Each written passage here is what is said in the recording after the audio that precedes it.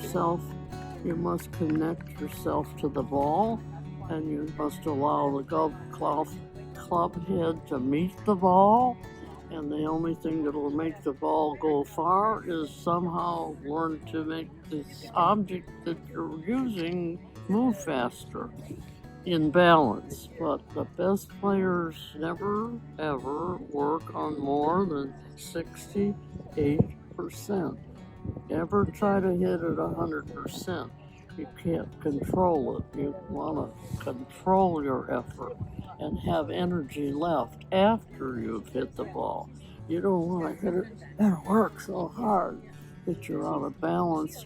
You've lost your feeling, your tempo. Rhythm, timing, and balance is the essence of a wonderful golf swing. Okay, just because I missed it before, can you tell me more about the golf swing and the right angles? Because it had shut itself off. So tell me more about the right angles in the golf swing. Well, your wrist makes an angle and your elbow makes an angle. And when you go back, your wrist has to be in a flex position here and able to come back in. After holding it like the Statue of Liberty all the time, you have nothing to release. You have to have a set position in your hand, in your wrist, in your elbow to release back to the ball. It's awesome. Awesome. Got it. So, are you having fun out here? I'm having fun talking to these young ladies who are very different. If they had to use the clubs that we used to use, they wouldn't be shooting these scores. They wouldn't be hitting it that far. You know, the equipment today is light, and it's these little ladies that only weigh 110, 120 pounds can hit it 260 yards. Wow, the ball is alive, the club shaft is alive, and that's doing the work, and you're just steering it. The power comes from how you drive an automobile. You look at the road and you hold the steering wheel and you apply the force through your legs. So your support of your legs helps you drive and release effort. That's the way I think of it. So are you still playing? I can play 9 holes. I have 2 artificial hips and 2 artificial knees, and just do what you can, that's all. And have fun, be with your friends, and be out in the good fresh air, and be able to see and enjoy some time, watch the trees and the birds. I think golf is something that gives pleasure, just seeing, being outside and being in the fresh air, being able to exercise, and be with friends or meet new people and make new friends. I have one kind of final question. Yeah, it's getting colder, isn't it? The wind's coming up, and so that's going to make a big difference today. But from how's it, 71 years ago that we started? This is our 71st year, and the anniversary was September 30th. 71 years, the LPGA, and we started in Wichita, Kansas, signing the charter, playing in the U.S. Open.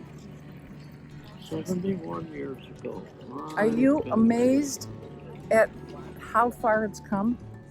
How many people are playing? I'm amazed that we were able to go global to stay alive, just like manufacturers were global to stay alive, but we're coming back to the norm of where we were a few years ago, and we are getting a little more TV exposure, and if we get this much more, we'll really go. But our junior golf, USGA, LPGA junior golf, which this tournament here is started our junior golf program 11 years ago.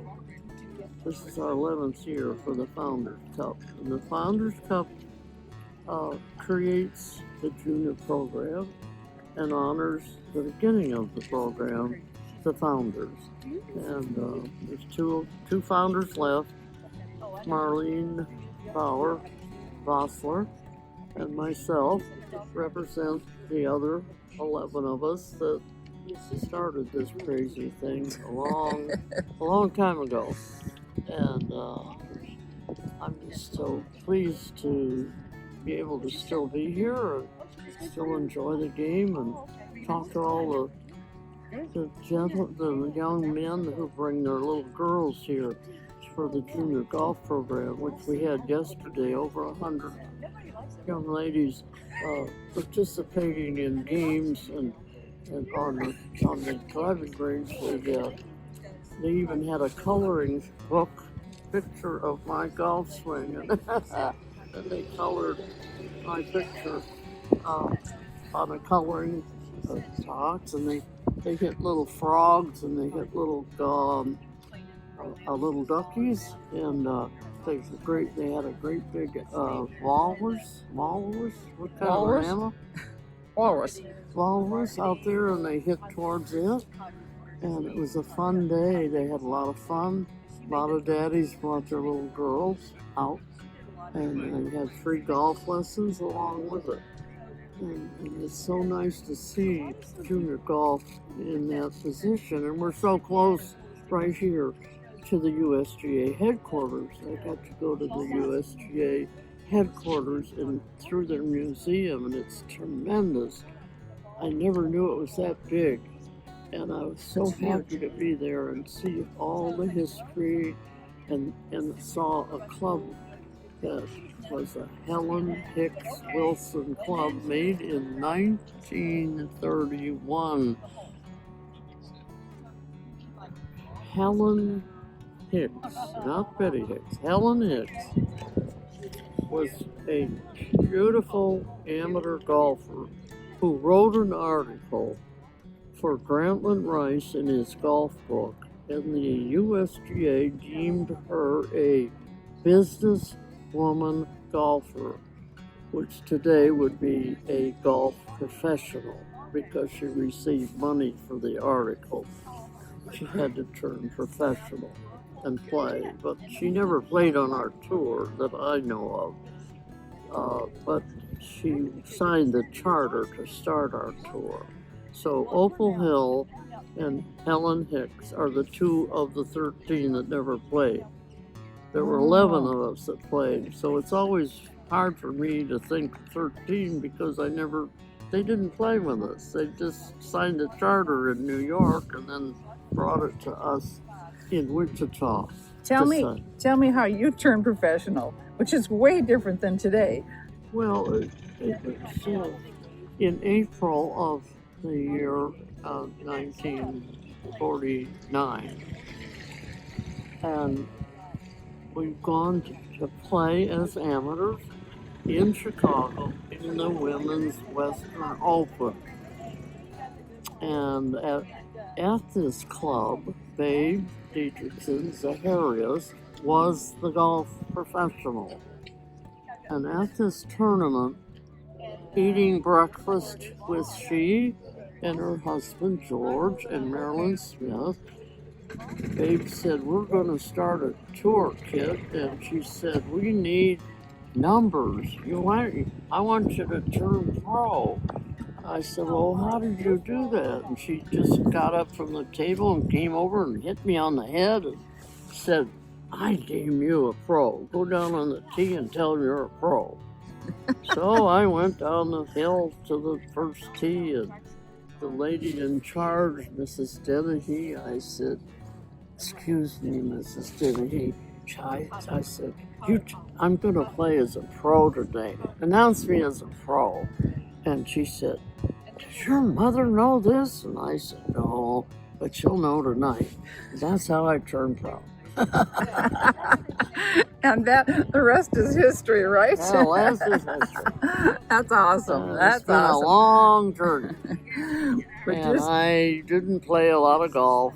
I managed golf courses. I wrote golf articles and gave clinics and to teach to coaches how to teach the game of golf. So I'm a teacher, not a player. And That's one of your greatest contributions, though, is the teaching end of the whole That's thing. right, And I started out as a player, and then I followed in your footsteps and ended up right where I always should be as a teacher. So I think it's one of the greatest professions of the greatest aspects. It's a tremendous job because every day is a new venture, and it's never boring. It is never boring to teach because everybody's an individual, and you must accept that person and understand what they're trying to do, because everybody has a different idea as to why they want to play golf, and also their build and the strength factor, how old they are, as to how you teach the person. So everyone is a complete individual, and you can't just teach one thing to everybody. It doesn't work that way. Everybody has a different idea why they want to play golf, and that's the fun of it. And today we have tremendous senior programs, and we want more senior programs. And at our club in the desert, we have a huge ladies 9-hole senior competition. Like some coffee? No, thanks. So there you go. You, Kay, so nice to see you here again, and we missed you in our desert. I miss being there too. It's a long way to come here to see you, but I'm glad I came. Me too. Hi, buddy. All right. love you. Thanks, Bye-bye. Bye-bye. Thanks, Shirley.